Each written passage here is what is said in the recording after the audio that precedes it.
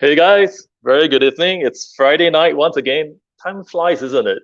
I mean, when was it? Just last Friday we were chatting up, and then it's Friday all over again. Yeah. So today's segment is a little bit more special because like we really want to take an opportunity, right, to discuss that different elements of business operations, and how it get manifested, when there's no proper framework in place, and there's good and there's bad. But today, I would just want to talk on a little bit special, touch on a little bit special, because I I happened to watch this Shark Tank series, um, and I saw one segment whereby one of these very popular person. I will show it to you guys in a while. This very popular person, right? He pitched in Shark Tank, and it absolutely broke my heart. It's like, um the whole pitch was like, I felt very sorry for the founder, and I thought maybe today and tonight, right, um we should share a case study on what actually happened, and analyze this a little bit more. So you guys realize that I've been addressed a little bit different today. So we actually have a shoot, right, back in the office with a next level all star. And what happened is, the mentees, right, are given the opportunities to pitch to us, their ideas. And with those ideas, we would decide among the mentors, right, if we would want to invest our own time, right, to really coach the mentees to achieve the next level in what they want to accomplish. Yeah. So yeah, so back in office doing the studio, and obviously you guys who have awesome ideas, and you want to move digitally, and make sure that you get some level of traction, right, on your digital side of things, right? So just feel free to contact us, and then see how we can actually help you guys in that aspect. Yeah. Okay.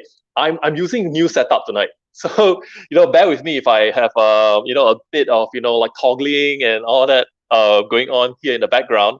But yes, let me try to see if I can actually toggle to the correct screen. Okay.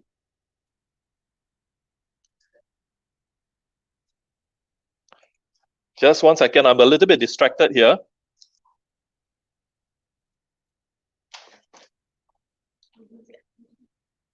Yeah, so you guys who have just met me, or see me for the first time, all right. My name is Rudy, and obviously, I was given the opportunity to really be a venture capitalist back in SPH. Invested in several startups, 20 over startups, and also, of course, like got a chance to really look at where the opportunities are for startup technologies, right? So, I actually migrated all those experience also back in DBS, and at DBS, I managed the fintech team. So really bringing the fintech technologies into the bank and solve banking problems with startups specifically. So in the past few times, we talk about VCS as a model, and I was given the opportunity to really build up this framework because I felt that we need something to actually guide us in terms of building our business, right? So some plug and play system of sorts. Otherwise, it's very expensive to pursue the road of getting a consultants to help us. So we covered a few things on scale in the last couple of sessions. So on scale, I just want to do a little bit more today, because I realize that sometimes when when we have an awesome idea, an awesome business, uh, but we are not prepared to scale, and we went ahead to do it, right? A lot of things go wrong, things fell apart. So I just want to use a case study today and really highlight to you guys, how you can actually protect your business to make sure that things don't fall apart when you scale. Yeah, sounds good. So by definition of scaling, right, it's really about building something whereby you don't have to um, handhold every single component of your business, right? Like people don't have to keep coming to you to make a decision. That means, in other words, it has a system, right? It is able to operate steadily on its own, and the model is replicable, so you can actually scale, right?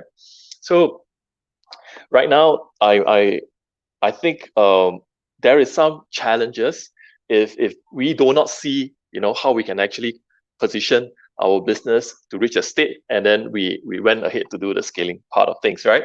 So yeah, I just want to show you this guy. Okay, um, do you guys remember who this guy is? Okay, if you guys remember who he is, please share on your channel. All right, yeah. my my colleague said, there's this challenge. All you guys are sharing, right? That I have to balance this book on my head for as long as I can. I don't think I'm able to do it. Do you think I'm able to do this, Ton? All right. So here I am doing a very silly challenge, which is to balance the book on my head while I make a presentation online. Yeah. So I'm also waiting up for you guys to submit in your comments.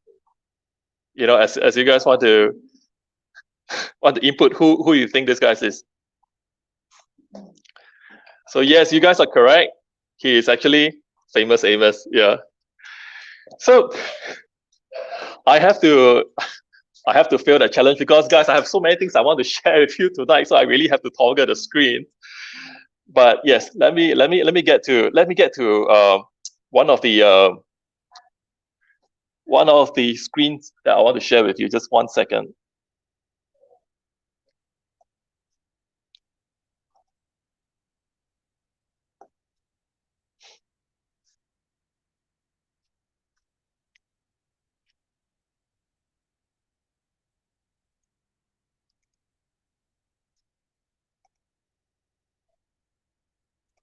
So sorry, guys. Today is like we are running all these activities in an office, so I'm like kind of distracted. But I really, really want to make sure that I do this on Friday because it's my promise to you. Every Friday, no matter how busy, I must do this. Okay. So sorry if there's lots of distraction going around in the office. Yeah.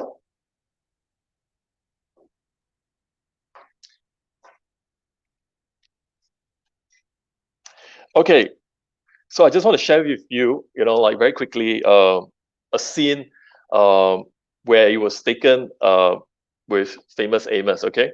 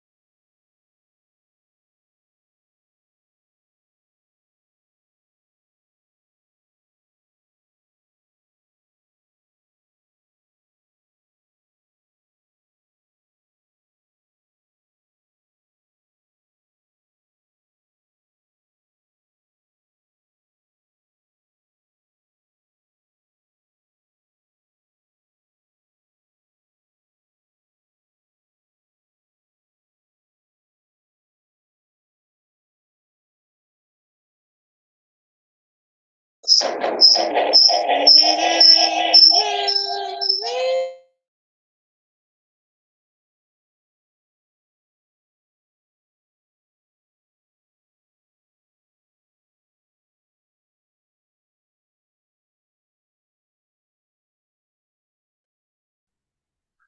guys, I noticed that there's no sound.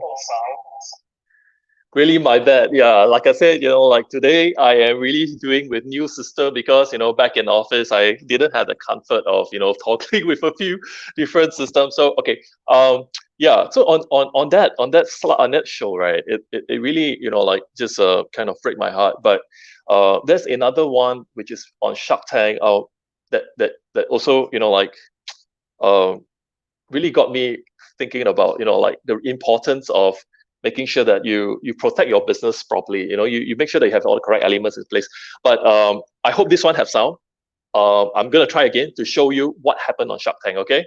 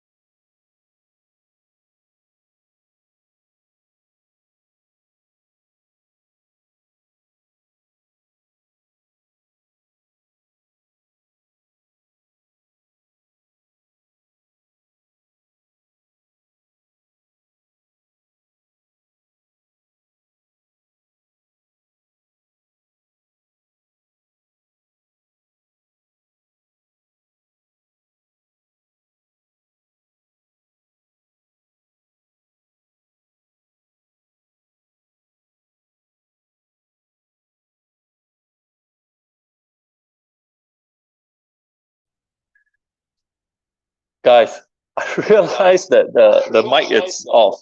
Yeah. Super apologies. Super apologies. Yeah, I'm super distracted, and I wasn't able to pick up the fact that the last 15 minutes my mic is off. I'm so sorry, guys. I'm so sorry. Yeah.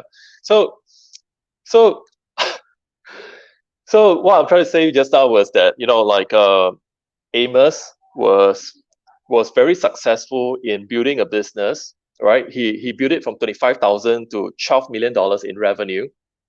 Um, and and what happened was, he mismanaged that business, right? He didn't have that experience to manage that business, and it resulted in a loss of $300,000, right? So the revenue actually dropped from 12 million to 10 million, right? A loss of 300,000, and he made even more bad decisions, whereby this guy was like trying to raise funds to salvage his business by putting in the correct amount of cash flow, so to make sure that it continues to operate, right?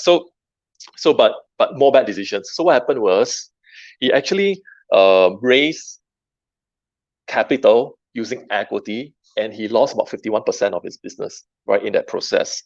Now, guys, I think here is one thing that we need to understand, which is this whole concept about valuation. Yeah. So if we don't understand our valuation, right, there's a very high chance and high tendency, right, of us, not able to put the correct amount of cash dollar to the equity that we're willing to sell. Okay. So sometimes, like, there is a negative of 300,000 on your books, right? Doesn't mean that the valuation of your company is negative, right? The potential of the business is still at 10 million. That is the operating revenue, but you need that cash to tide over. So therefore, your valuation still stays, based on the business potential of bringing the revenue and the growth itself. You needed the cash to tide over. Yeah. So that is important lesson number one. Understand your valuation. Secondly is, always make sure that you have your line of credit ready ahead of time. Never wait to the point whereby it becomes an emergency, right? It's an emergency and you start to raise funding, right? That gets really, really scary. Yeah. So when you do fire sale, there's a lot of emotion, in that whole process, and with that emotion, right, it clouds your decision making capability. So therefore, like, in Famous Amos case, there is this situation whereby he sell out a little bit too much shares lah. Yeah. So when you sell the shares to the wrong investors, and you guys realize I wrote dumb money, right? Now, there are, in this sense, there's two kind of investors, right? There is smart money and there's dumb money. The difference is this: smart money is where it's not just pure money that is being passed to you to run your business. Smart money is where these investors, right, also bring in like expertise, right? Maybe he'll bring in his accountants, he bring his marketers, and most importantly, right, he bring in his network. So basically, open up doors for you. So for example, if you want to sell something into the whole NTUC chain, and your investors actually say, I'm just making things up, right? Say he's a director of sorts, right, or a chairman with NTUC, and he wants to invest in your business. He's able to actually connect you with the correct people to pitch your product to, right, and get you into the chain store. So that is what I meant by smart money, right? It's not just pure dollar. If it's just pure dollar play, this is what I call dumb money. And why is it dumb? Because not just that the money is not creating more value for you, but also it's very expensive. You're actually giving up equity, control, some level of control on your business, right, for that money, but it's not giving you more value. So if you just need cash, perhaps consideration is, like, just friends, families, fools, right? They call it, right, the 3F. Or if you are able to have very good credit line, then borrow some funds from the government, from the bank. So what I'm trying to say is, yeah, make sure that when you consider your investors, right, also consider the value they bring to you. Yeah, that's very important. The other element is I want to share is make sure that your financials are good, right? Always check your books. Yeah, check your books. Ensure that your financials are very good. No bad debts. Make sure that your account receivables, all these are good. Your customers are paying you on time. If it's not right, business is business. Make sure you collect your payments on time. Yeah, have a very good financial record so that when you go to banks, right, they know that you are actually able to pay back their loans. So it's easier for you to get credit lines as well. So these are things that you need to take note. Now, another point I want to add on, and I almost forgot that I missed out, right? It's bad management.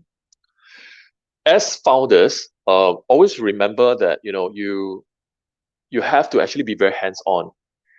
In what sense? When you start your business, you want to build predictability.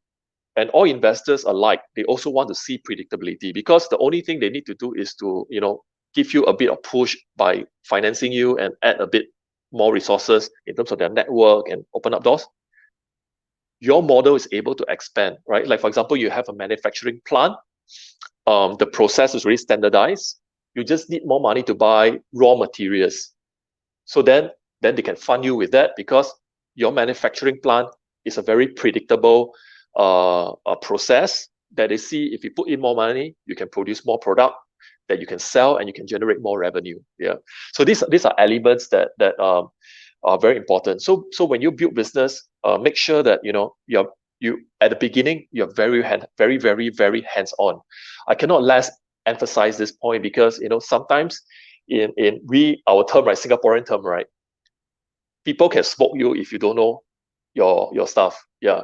So it's very important. You cannot say, let's throw money at a problem, get a VP of sales, and let him take care of everything. And that's what exactly Famous Amos did, right? Make sure that you actually know your stuff, right? Make sure that you actually go on the road and sell. Yeah. Don't just depend on, from a hire, right, to sort everything up for you. Yeah. So eventually you depend on their expertise. Not that it's not correct or wrong. It's just that you need to know your stuff by being more hands-on, getting your hands dirty. Yeah. So eventually, right, the business got so bad in 1988. He basically sold his entire company to this group called Shansby. And in that sale, right, guys, it's quite poor thing, right? In that sale, he didn't only just sell his company, the assets, the goodwill, the branding, and all that, right? He even sold his name. So Famous Amos has two parts. Because Amos is in the name of the brand, which is his name, he actually sold his name away. So in other words, right, if he were to ever start a business and have any way Amos in any part of that, he'll be sued. Yeah. And he did try, right? He tried, did what, No Name Uncle, chip and cookie, stuff like that. So he did try to start, cookie business subsequently. I can show you with it, but he cannot use Amos. So see, it's quite a dire situation whereby you lost not just your business, even lost your name, right? But guys, I just want to show you this. See, this is what happened. If you don't know how to evaluate your business and you lose so much equity, if you don't know how to manage your business, right? You cut yourself a very, very bad deal, right? So basically, Famous Amos, until today, the brand is still selling, right? You see those cookies, right? You walk in, sometimes MRT station or shopping center, you smell that nice flavor, right? And the aroma, right? And that's Famous Amos cookies, right? But guys, Famous Amos don't get a cent. No royalties, no dividends, no nothing at all. Nada. Until today, the cookies are being sold everywhere. Until today, it's still called Famous Amos, but the founder gets nothing at all. Yeah. And the best part is the business, which he sold away for 3 million, is now being sold to Kellogg's. Your breakfast Kellogg's, right? What is famous for it? $61 million. And Famous Amos got nothing at all. Yeah. So really, when it's the same thing, the same cookie, same process, same everything, and when founders do not know how to protect their business properly, something like this could happen. Yeah. So that's why I really want to take out the time to do this today. Yeah. So, like I shared earlier, this is one thing that I really want to highlight. At the initial stage of your business, you see there's predictability and scalability, right? At the initial stage, yes, you set your eyes, far, you set your vision, and you wanted to scale your business, right? You have milestones and all that. But you are super hands-on. You're in the business and you're building predictability. You're building standard operating, procedures, processes, right? That can replicate itself and expand. It's just maybe a matter of hiring more people, etc., right? So you're trying to build predictability. So you're in the business at the early stage, but eventually you will be working on the business when you have built enough foundation, right? And you relieve yourself from being the bottleneck of all the decisions and entrust, all your generals in making those decisions. And you work with those generals, right? All your line managers, and help them and empower them, right? In terms of running the business, so that your charisma, your basic personality still emits within the organization, but not being the bottleneck. So this is what I meant by you really know your stuff, and you're able to transfer that knowledge and the trust over to people to replicate the success. Yeah. So this is actually a very simple concept, but I really have to emphasize and highlight this concept so that people are able to make sure that they build, almost bulletproof business, but there's no bulletproof business, right? So I'm not trying to give you the wrong idea. It's just that these are very important elements to remember. Yeah. So yes, in the last sessions, I did talk about, there are a couple of steps when it comes to scaling, right? So sorry, I'm just toggling to the chat so that I can see, some of the comments that you guys have. Yeah. Awesome. I saw some of your comments. So yeah, Facebook user, smart money, network manager, awesome. So yes, I am very confident that you guys can hear me now. So I was a bit worried. Yeah. So I toggle back to see that the chat are active and you guys are able to hear me. Awesome. So yes,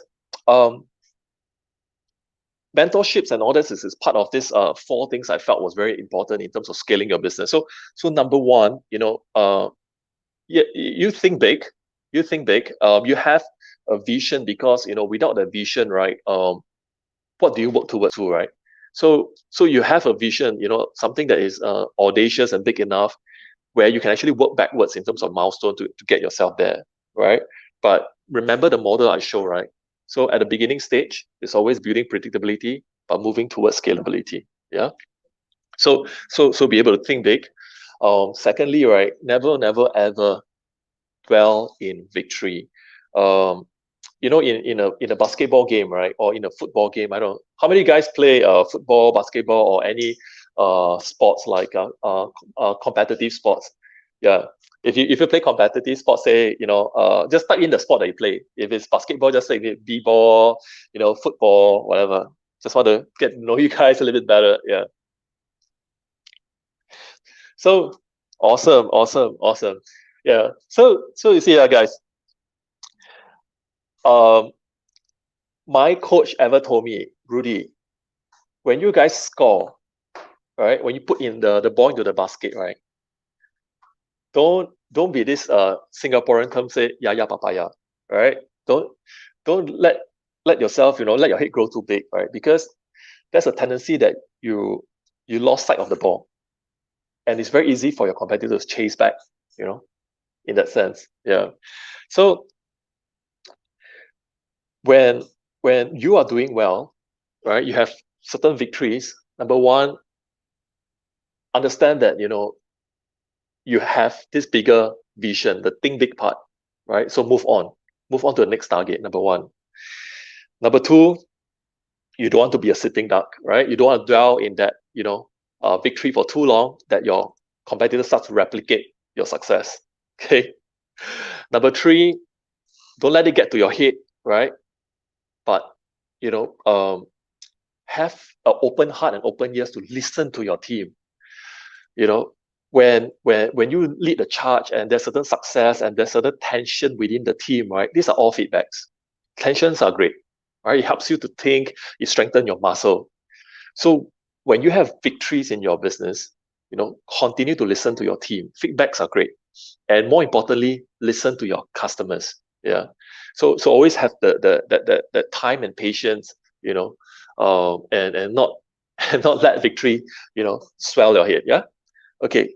And the third part is about building optimal solutions, right? So you see, there's a saying: if you have money, throw money at a problem.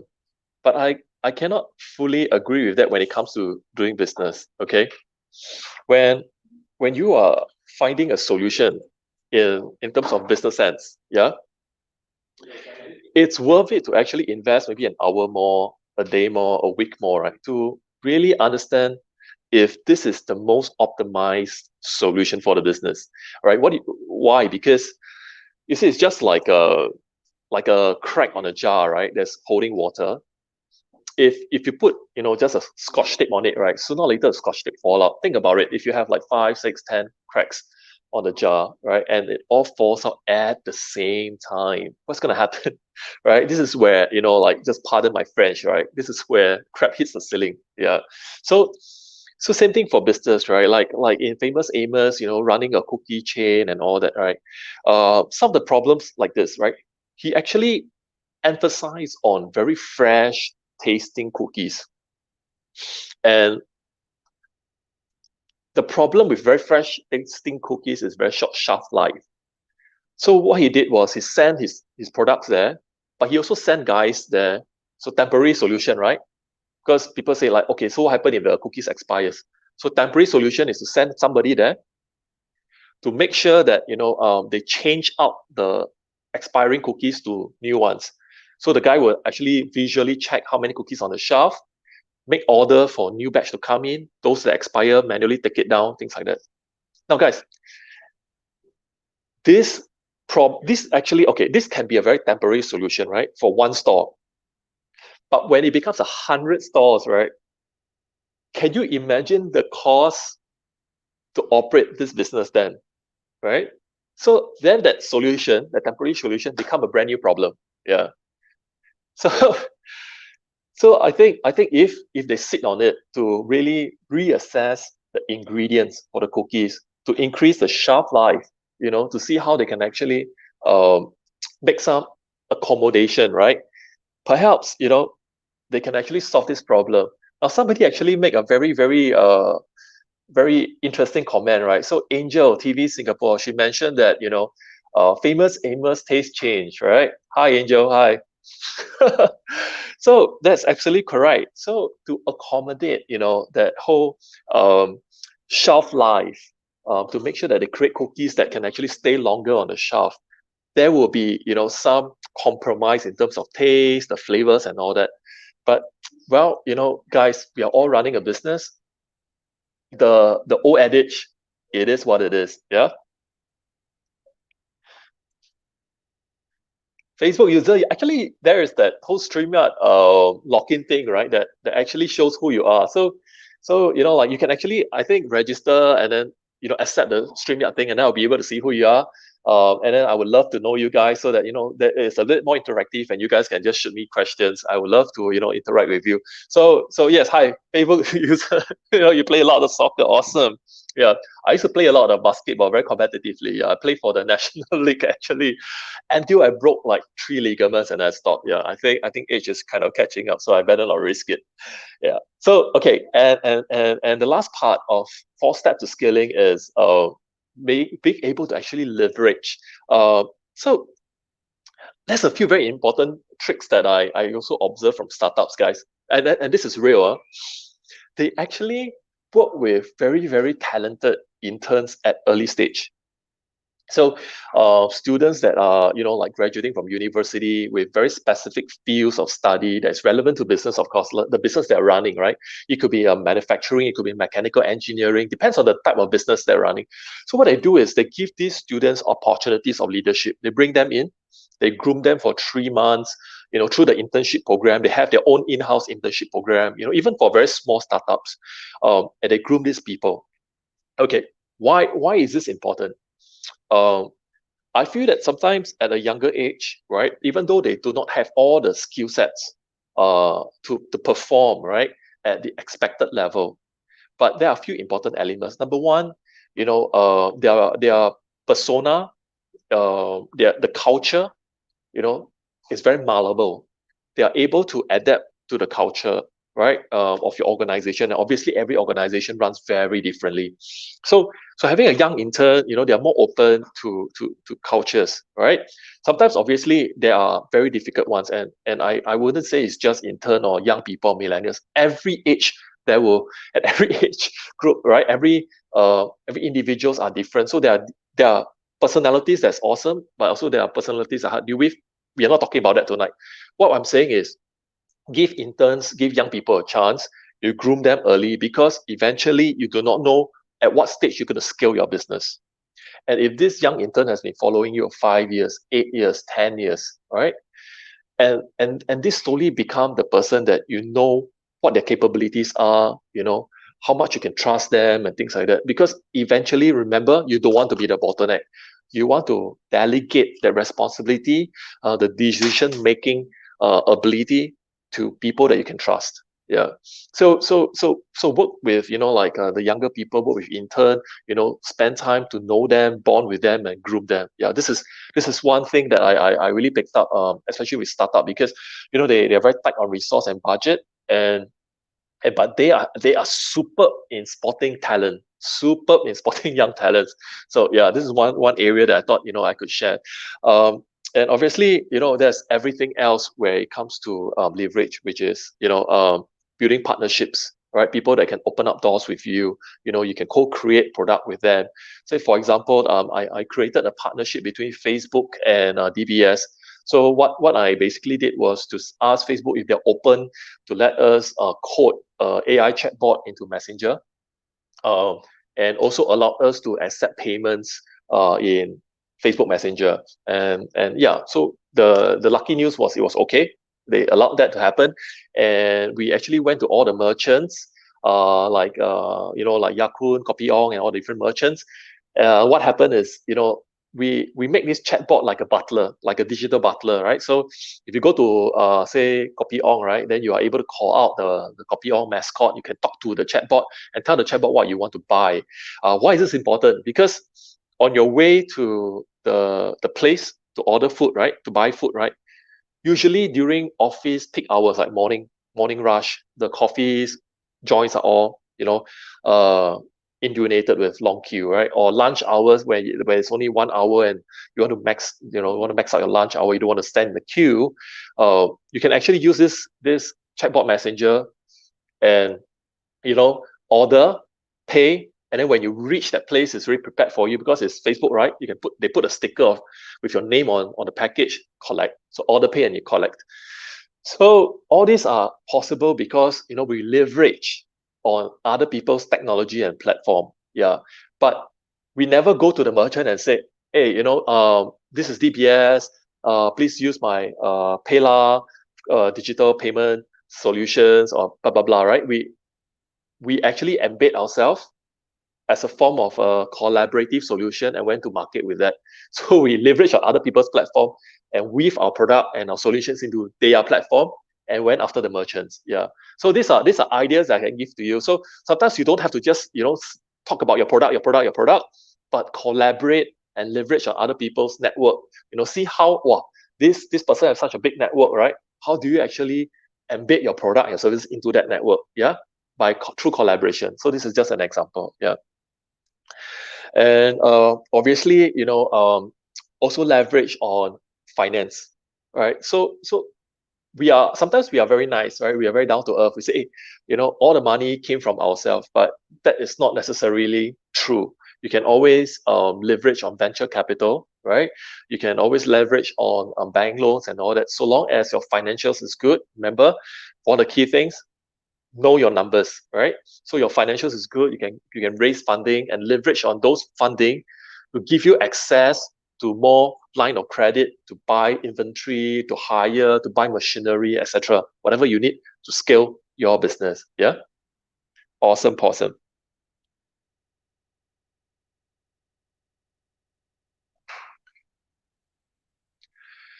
So yes, I just want to talk a little bit about this, which is the business clinic, right?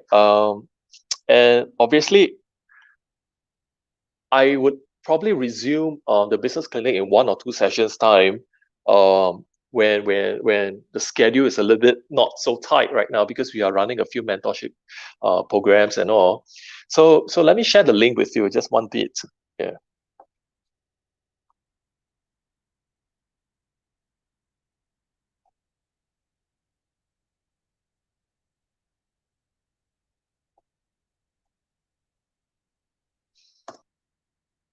Yep. So this is the link. I'm sharing on our chat channel as well. So this is the link whereby um, you are able to submit your business challenges to us, and our team will take a look at it, and we will help you to do the diagnosis.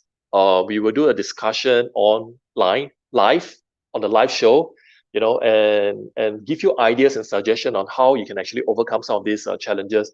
And I have actually received, quite a couple of feedbacks, and then they're very thankful for the fact that we are actually sharing ideas that they have not thought before. So I thought maybe I would continue this effort to really provide this business clinic service, so that at least friends and peers out there that are trying to have a breakthrough, right? There are some ideas and resource over here, and obviously, if you work closely with us, and some of you guys actually are part of this program, or join, Endless as a community and all that, right? Feel free to reach out to us. There's so many of the business mentors in this program.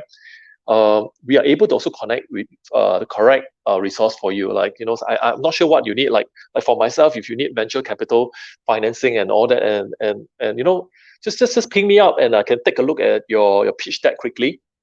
Yeah, might even just listen to your pitch and see whether there are areas that you can improve to make sure that when you pitch in front of a VC, right, uh, you kind of check the correct boxes. Yeah, pardon me for that.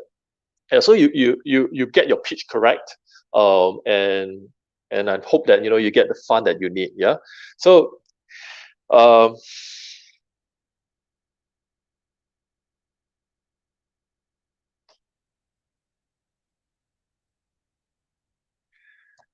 yep. Before I go, yeah, this is my motto of the month, August, right? Yeah. So guys, I think you guys are all doing an awesome job out there pursuing, your dreams, whether through side hustling or actually running, a business of your own, right? Because why is that important? Live a life that outlive us, right? So we don't just float through life, we create a legacy that inspires other people, right? And this inspiration will continue to pass on from mouth to mouth even long after we have gone. Yeah. So I feel it's very important to do that. Yeah.